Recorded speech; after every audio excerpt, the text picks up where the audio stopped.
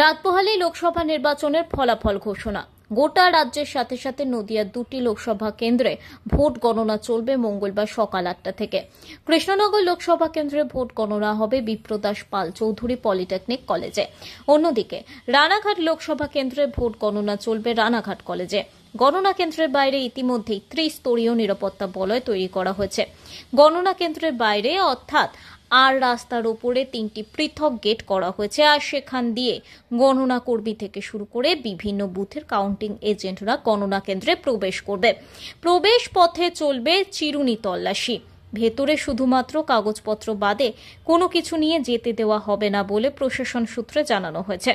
রাস্তার ধারে রাজ্য পুলিশ এবং ভেতরে কেন্দ্রীয় বাহিনী মোতায়েন করা হয়েছে।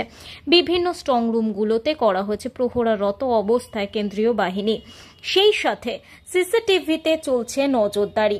আজ থেকে কৃষ্ণনগরে গণনা কেন্দ্রের বাইরে স্টেশন রোড রাস্তায় নো এন্ট্রি করে দেওয়া হয়েছে। বিভিন্ন চারচাকা গাড়ির উপর বিধি নিষেধ রয়েছে। সব মিলিয়ে মঙ্গলবার নদিয়া জেলার দুটি লোকসভার গণনা কেন্দ্রে আঁটো নিরাপত্তার মধ্য দিয়ে শুরু হতে চলেছে ভোট গণনা।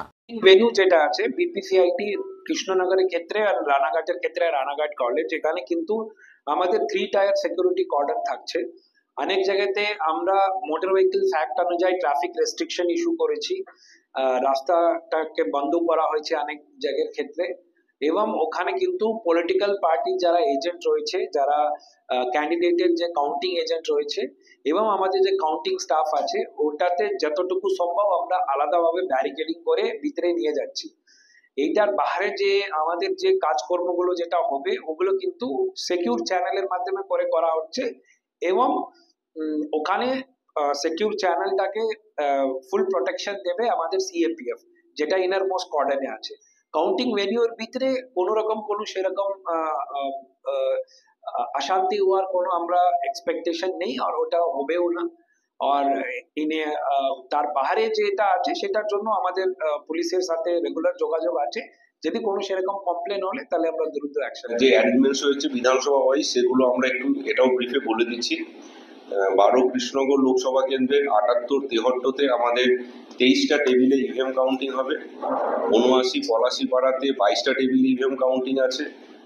80 কালীগঞ্জ, সেখানেও 22টা টেবিল আছে যেখানে ইভিএম কাউন্টিং হবে। 81 নাকাশিপাড়াতেও 22টা টেবিল ইভিএম কাউন্টিং আছে। 82 চাবড়াতে 24টা টেবিলে ইভিএম কাউন্টিং হবে। 83 কৃষ্ণনগর উত্তরে 23টা টেবিলে ইভিএম কাউন্টিং হবে এবং 85 কৃষ্ণনগর দক্ষিণে 20টা টেবিলে ইভিএম কাউন্টিং হবে। অর্থাৎ মোট 156টা টেবিলে আমাদের 12 কৃষ্ণনগর লোকসভা কেন্দ্রে ইভিএম কাউন্টিং হবে। এছাড়া হচ্ছে যে পোস্টাল ব্যালট কাউন্টিং এর জন্য যে হল আছে সেখানে আমাদের মোট 40টা টেবিল আছে। এর মধ্যে 20টা টেবিলে সার্ভিস ভোটার যারা আছেন, যারা ইটিপিবিএস এ ভোট দিয়েছেন, ইলেকট্রনিক্যালি ট্রান্সমিটেড পোস্টাল ব্যালট সিস্টেমে যারা ভোট দিয়েছেন, তাদের ব্যালট স্ক্যানিং এর জন্য সেখানে 20টা টেবিল থাকবে। এখানে কারণ ওই ইটিপিবিএস এর যে ব্যালট হয় তাতে কিউআর কোড থাকে, সেই কিউআর কোডকে স্ক্যান করতে হয় ইলেকশন কমিশনের পোর্টালের মাধ্যমে। সেই স্ক্যানিং এর কাজের জন্য 20টা টেবিল আছে। এছাড়া 20টা টেবিল থাকবে যেখানে আমাদের পোস্টাল ব্যালট কাউন্টিং হবে। তো এই সব মিলিয়ে 196টা টেবিল থাকছে 12 লোকসভা কেন্দ্রে, যেখানে আমাদের পোস্টাল ব্যালটের স্ক্যানিং, কাউন্টিং এবং ইভিএম এর কাউন্টিং হবে। সামগ্রিকভাবে 12 কৃষ্ণনগর লোকসভা কেন্দ্রে এখনো পর্যন্ত আমাদের যা হিসেব আছে তাতে 12টা রাউন্ডে আমাদের কাউন্টিং প্রসেস শেষ হবে যদি নর্মালি আমাদের এগুলো চলে। এছাড়া নর্মালি এই কারণে বলছি, ইভিএম মানে ইলেকশন কমিশনের ইনস্ট্রাকশন আছে কোনো ক্ষেত্রে কোনো মেশিনে যদি ভোট রিট্রিভ করা না যায়, মেশিন যদি খারাপ হয়ে থাকে, তাহলে পরবর্তী ক্ষেত্রে তার ভিভিপ্যাট স্লিপ কাউন্ট করা বা এই ধরনের প্রসেস আছে। সেরকম থাকলে পরে হয়তো রাউন্ড বাড়তেও পারে, নতুবা 12টা রাউন্ডে আমাদের প্ল্যান আছে। আন্ডারে যেটা প্ল্যান আছে ওই সেম প্রত্যেকটা বিধানসভা কেন্দ্রে 2টো হল। 84 নবদ্বীপে 20টা টেবিল আছে ইভিএম কাউন্টিং এর। 86 শান্তিপুরে 18টা টেবিল আছে। 87 রানাঘাট উত্তর পশ্চিমে 20টা টেবিল। 88 কৃষ্ণগঞ্জে 20টা টেবিল। 89 রানাঘাট উত্তর পূর্বে 20টা টেবিল। 90 রানাঘাট দক্ষিণ বিধানসভায় 21টা টেবিল এবং 91 চাকদাতে 19টা টেবিলে ইভিএম কাউন্টিং হবে।